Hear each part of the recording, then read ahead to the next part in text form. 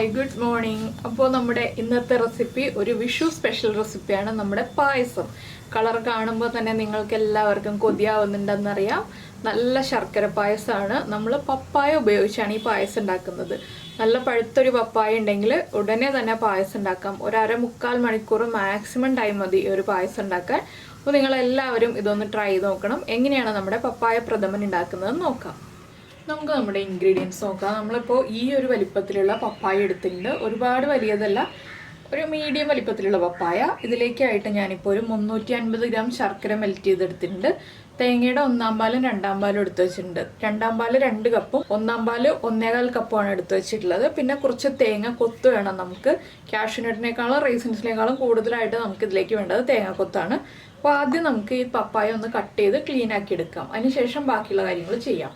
അപ്പോൾ നമ്മൾ നമ്മുടെ പപ്പായ എല്ലാം ഇതുപോലെ വലിപ്പത്തിൽ കട്ട് ചെയ്തെടുത്തിട്ടുണ്ട്. തീരെ ചെറുതായിട്ട് കട്ട് ചെയ്യണമെന്നില്ല കേട്ടോ, മീഡിയം വലിപ്പത്തിൽ കട്ട് ചെയ്യാം. ഇനി നമുക്കൊരു മിക്സിയുടെ ജാർ എടുക്കാം. ഇതിലേക്ക് ഈ പപ്പായയുടെ പീസുകൾ മാറ്റി കൊടുക്കുക. ഇനി ഇത് വെള്ളം ചേർക്കാതെ നന്നായിട്ടൊന്ന് അരച്ചെടുക്കണം. നല്ല പഴുത്ത പപ്പായ ആണെങ്കിൽ നമുക്ക് ഈ പായസം റെഡിയാക്കാൻ പറ്റുള്ളൂ. പച്ച പപ്പായ അല്ലെങ്കിൽ ഒരു മീഡിയം പഴുപ്പുള്ള പപ്പായൊക്കെ ആണെങ്കിൽ ഈ ഒരു പായസത്തിന് ടേസ്റ്റ് കുറവായിരിക്കും കേട്ടോ. നല്ല പഴുത്ത പപ്പായ എടുക്കണം. അപ്പോൾ നമുക്കിത് അരച്ചെടുക്കാം. അപ്പോൾ നമ്മുടെ പപ്പായ നമ്മൾ നന്നായിട്ടൊന്ന് അരച്ചെടുത്തിട്ടുണ്ട്. ഫൈൻ പേസ്റ്റ് ആയിട്ട് അരച്ചിട്ടില്ല ഞാൻ, ചെറിയൊരു തരികളൊക്കെ ഉണ്ട്. അത് നമ്മുടെ പായസത്തിന് നല്ലത് തന്നെയാണ്. ഇനി നമുക്കിതൊന്ന് നെയ്യിൽ വരട്ടിയെടുക്കാം. അപ്പോൾ നമ്മൾ പാനിലേക്ക് നെയ്യ് ഒഴിച്ചിട്ടുണ്ട്. ഇതിലേക്ക് നമ്മൾ അരച്ചു വെച്ചിരിക്കുന്ന നമ്മുടെ പപ്പായ ചേർത്ത് കൊടുക്കാം.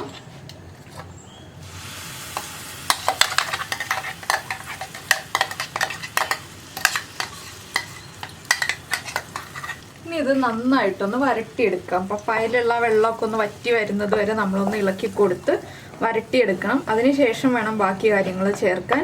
അപ്പോൾ കുറച്ച് ജീരകവും കുറച്ച് ഏലക്കയും ഒക്കെ പൊടിച്ച് വെച്ചോളൂ കേട്ടോ. ഇത് രണ്ടും ഈ ഒരു പായസത്തിലേക്ക് ആവശ്യമുള്ളതാണ്.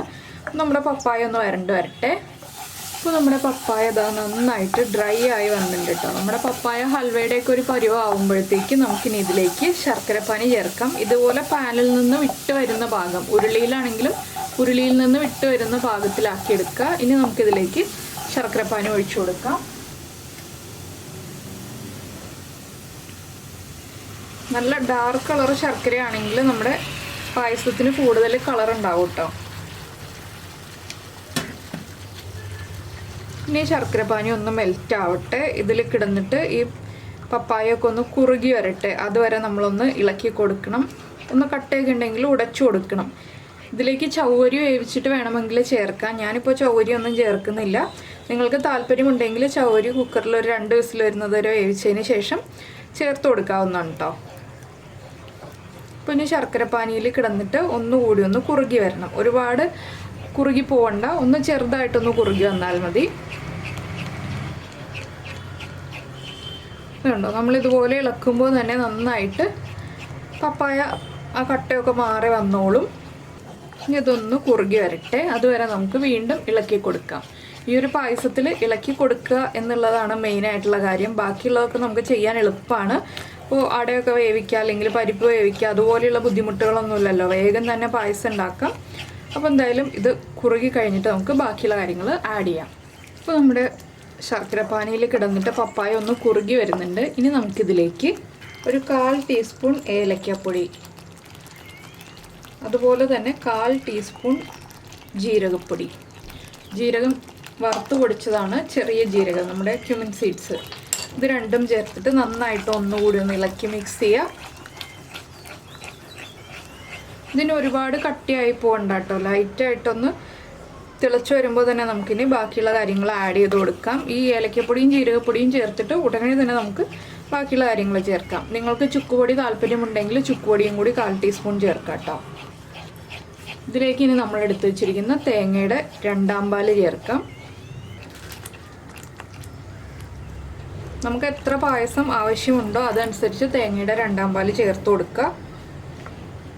എന്താണെന്ന് വെച്ചാൽ നമ്മൾ 2/2 പാലിലാണ് നമ്മുടെ പായസത്തിൻ്റെ കൺസിസ്റ്റൻസി തീരുമാനിക്കുക, 1/4 പാലിലല്ല. അതുകൊണ്ടാണ് നമ്മൾ തേങ്ങാപ്പാൽ പായസം ആവശ്യമുള്ളതനുസരിച്ച് ചേർക്കുക എന്ന് പറയുന്നത്. ഇനി ഇതൊന്ന് തിളച്ച് കുറുകി വരണം. അതുവരെ നമുക്ക് വെയിറ്റ് ചെയ്യാം. അതിനുശേഷം നമുക്ക് 1/4 പാല് ചേർക്കാം. ഇപ്പോൾ ഇതൊന്ന് തിളച്ച് കുറുകി വരട്ടെ. ഒരുപാടങ്ങ് കുറുകണ്ട, ചെറുതായിട്ടൊന്ന് കുറുകി വന്നാൽ മതി. അപ്പോൾ നമ്മൾ നമ്മുടെ രണ്ടാം പാല് ചേർത്തിട്ട് ഇതാ പായസം ആവശ്യത്തിന് കുറുകിയിട്ടുണ്ട്. ഇനി ഒരുപാട് കുറുകിപ്പോയിട്ടുണ്ടെങ്കിൽ പായസം കഴിക്കുമ്പോൾ കട്ടിയാവും, ഇരുന്ന് കട്ടിയാവും. അതുകൊണ്ട് നമുക്കിനി ഇതിലേക്ക് ഒന്നാം പാല് ചേർത്ത് കൊടുക്കാം.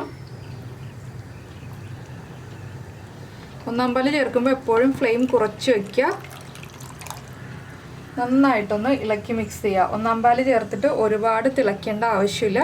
ചെറുതായിട്ടൊന്ന് തിള വന്നിട്ടുണ്ടെങ്കിൽ നമുക്ക് ചെറുതായിട്ടൊന്ന് ആവി വന്നിട്ടുണ്ടെങ്കിൽ നമുക്ക് ഫ്ലെയിം ഓഫ് ചെയ്യാം. അപ്പോൾ ഞാൻ നന്നായിട്ടൊന്ന് ഇളക്കി ഒന്ന് ചൂടായി തുടങ്ങുമ്പോൾ തന്നെ ഫ്ലെയിം ഓഫ് ചെയ്യുന്നുണ്ട് കേട്ടോ. അപ്പോൾ പാലൊന്ന് മിക്സായി ഈ പാനിലിരുന്ന് തന്നെ ചൂടായി വന്നോളും. ഉരുളിയാണെങ്കിൽ ഉരുളിയുടെ ചൂടിലിരുന്നിട്ട് കറക്റ്റ് ആയിക്കോളും പായസം. ഞാൻ ഫ്ലെയിം ഓഫ് ചെയ്യാണ്. ഇതിലേക്ക് നമുക്കിനി ഒരു 1/4 ടീസ്പൂണും കൂടി ഏലക്കാപ്പൊടി ചേർക്കാം.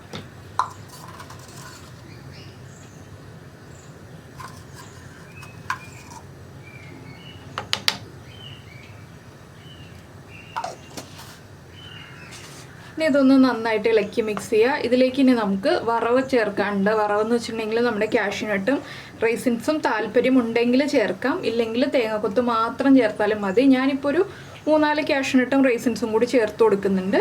അപ്പോൾ നമുക്കിതിലേക്ക് വേണ്ട വറവ് റെഡിയാക്കി എടുക്കാം. ഇനിയിപ്പോൾ നമ്മുടെ പാനൊന്ന് ചൂടായി വരട്ടെ. പാനിലേക്ക് നമുക്ക് നെയ്യ് ചേർത്ത് കൊടുക്കാം.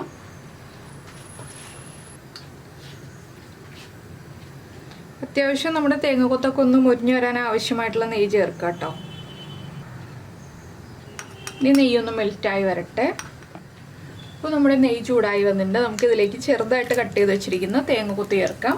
നമ്മൾ ഉണ്ണിയപ്പത്തിൽ കട്ട് ചെയ്ത് ചേർക്കില്ലേ, ആ ഒരു വലിപ്പത്തിൽ തന്നെ കട്ട് ചെയ്യാം കേട്ടോ തേങ്ങാക്കൊത്ത്. ഒരുപാട് വലുതായി പോരുത്. ഇതാണ് നമുക്ക് കടിക്കാൻ ടേസ്റ്റ് ഉണ്ടാവുക പായസത്തിൽ കഴിക്കുമ്പോൾ. അപ്പോൾ ഇനി തേങ്ങാക്കൊത്തിൻ്റെ കളർ ഒന്ന് മാറി വന്നു കഴിയുമ്പോൾ നമുക്കിതിലേക്ക് കാഷ്യൂനട്ടും റൈസിൻസും ചേർക്കാം. അത് വേണമെങ്കിൽ മാത്രം നിങ്ങൾ ചേർത്താൽ മതി. തേങ്ങാക്കൊത്ത് മാത്രം ചേർത്തിട്ടും ഈ പായസം റെഡിയാക്കാവുന്നതാണ്. അപ്പോൾ ഇതൊന്ന് കളർ മാറി തുടങ്ങട്ടെ. അപ്പോൾ നമ്മുടെ തേങ്ങാക്കൊത്ത് ഒന്ന് കളർ ചേഞ്ചായി തുടങ്ങുന്നുണ്ട്. ചെറുതായിട്ടൊന്ന് കളർ ചേഞ്ചായി തുടങ്ങിയാൽ മതി. ഒരുപാട് ബ്രൗൺ ആയി പോകണ്ട കേട്ടോ. ഇനി നമുക്കിതിലേക്ക് കാഷ്യൂനട്ട് ചേർക്കാം. കാഷ്യൂനട്ടും ഒന്ന് ചൂടായി വരുമ്പോൾ നമുക്കിതിലേക്ക് റൈസിൻസ് ആഡ് ചെയ്ത് കൊടുക്കാം. എന്താണെന്ന് വെച്ചിട്ടുണ്ടെങ്കിൽ നമ്മൾ ഒരുപാട് ചൂടാക്കിയിട്ടുണ്ട് തേങ്ങാക്കൊത്തുന്നുണ്ടെങ്കിൽ തേങ്ങാക്കൊത്തിൻ്റെ കളർ വല്ലാതെ അങ്ങ് റെഡ് ഷെയ്ഡായി പോകും. അപ്പോൾ പിന്നെ നമുക്ക് കടിക്കാൻ അത്രയും ബലം വരികയും ചെയ്യും, കഴിക്കാൻ അത്ര സുഖം തോന്നുമില്ല പായസത്തിൽ. ഇനി നമുക്കിതിലേക്ക് റൈസിൻസും കൂടി ആഡ് ചെയ്യാം. ഇനി റൈസിൻസ് ഒന്ന് നന്നായിട്ട് വീർത്ത് വരുമ്പോൾ നമുക്കിത് പായസത്തിലേക്ക് ചേർത്ത് കൊടുക്കാം. ചെറിയ ഫ്ലെയിമിൽ വെച്ചിട്ട് വേണം എപ്പോഴും തേങ്ങാക്കൊത്തും അതുപോലെ തന്നെ നമ്മുടെ കാഷ്യൂനട്ടും റൈസിൻസും ഒക്കെ ഒന്ന് ഫ്രൈ ചെയ്തെടുക്കാൻ. വലിയ ഫ്ലെയിമിൽ വെക്കരുത്, വേഗം തന്നെ കരിഞ്ഞു പോവും. ഇപ്പോൾ കണ്ടോ നമ്മുടെ തേങ്ങാക്കൊത്തിൻ്റെ കളറൊക്കെ പാകത്തിനായി വരുന്നുണ്ട്. ഒരുപാടങ്ങ് മൂപ്പായി പോകുന്നില്ല. ഇനി നമുക്കിത് പായസത്തിലേക്ക് ചേർത്ത് കൊടുക്കാം. ഞാൻ ഫ്ലെയിം ഓഫ് ചെയ്യാണ്. അപ്പോൾ നമ്മുടെ പായസത്തിലേക്ക് നമുക്ക് തേങ്ങാക്കൊത്തും റൈസിൻസും എല്ലാം ചേർത്ത് ഒന്ന് ഇളക്കി മിക്സ് ചെയ്തെടുക്കാം. ഇനി നന്നായിട്ടൊന്ന് ഇളക്കി മിക്സ് ചെയ്യാം. അപ്പോൾ ഇത് കണ്ടോ പായസത്തിൽ ആവശ്യത്തിന് കടിക്കാൻ പാകത്തിന് തേങ്ങാക്കൊത്തൊക്കെ ആയിട്ടുണ്ട്. ഇത്രയേ ഉള്ളൂ നമ്മുടെ പപ്പായ പായസം. വളരെ അധികം എളുപ്പത്തിൽ റെഡിയാക്കാവുന്ന പായസമാണ്. ഏറ്റവും ഈസി അല്ലേ, അധികം ഇൻഗ്രീഡിയൻസ് ഒന്നും വേണ്ടല്ലോ. ഒരു പപ്പായയും കുറച്ച് ശർക്കരയും തേങ്ങാപ്പാലും ഉണ്ടെങ്കിൽ നമുക്ക് വേഗം തന്നെ റെഡിയാക്കി എടുക്കാം. അതുപോലെ കഴിക്കാനും വളരെ ടേസ്റ്റി ആയിട്ടുള്ള പായസമാണ്. അപ്പോൾ നിങ്ങളെല്ലാവരും ഈ ഒരു പായസം ട്രൈ ചെയ്ത് നോക്കുക. ട്രൈ ചെയ്ത് നോക്കിയതിന് ശേഷം ഫീഡ്ബാക്ക് പറയുക കേട്ടോ. ഇഷ്ടമായോ ഇല്ലയോ, വിഷുവിന് പപ്പായ പായസം ഉണ്ടാക്കുന്നുണ്ടോ ഇല്ലയോ എന്നൊക്കെ. അപ്പോൾ നമ്മുടെ വിഷു സ്പെഷ്യൽ പായസങ്ങളൊക്കെ ഞാൻ ഉണ്ടാക്കി തുടങ്ങിയിട്ടുണ്ട്. നിങ്ങൾ ഓരോന്നായിട്ട് ട്രൈ ചെയ്ത് നോക്കിക്കോളൂ. എന്നിട്ട് ഏറ്റവും ഇഷ്ടപ്പെടുന്നത് ഏതാണെന്ന് വെച്ചാൽ അത് വിഷുവിൻ്റെ അന്ന് ഉണ്ടാക്കുക. അപ്പോൾ എല്ലാവർക്കും ഈ ഒരു റെസിപ്പി ഇഷ്ടമായിട്ടുണ്ടാവുമെന്ന് വിചാരിക്കുന്നു. ഇഷ്ടമായിട്ടുണ്ടെങ്കിൽ ഒന്ന് ലൈക്ക് ചെയ്യാനും കൂടി മറന്നു പോരുത് കേട്ടോ. പിന്നെ കമൻറ്റ് ചെയ്യുന്ന കാര്യം പ്രത്യേകം പറയേണ്ട ആവശ്യമില്ലല്ലോ, എല്ലാ വീഡിയോയിലും പറയാറുള്ളതാണ് കമൻറ്റ് ചെയ്യുന്ന കാര്യം. പിന്നെ നിങ്ങൾക്ക് ഇഷ്ടപ്പെടുന്ന കുക്കിംഗ് താല്പര്യമുള്ള നിങ്ങളുടെ ഫ്രണ്ട്സിനും ഫാമിലി മെമ്പേഴ്സിനും ഒക്കെ ഒന്ന് ഷെയർ ചെയ്ത് കൊടുക്കുക. അപ്പോൾ നമുക്ക് നമ്മുടെ അടുത്ത റെസിപ്പിയുമായിട്ട് അടുത്ത ദിവസം വീണ്ടും കാണാം.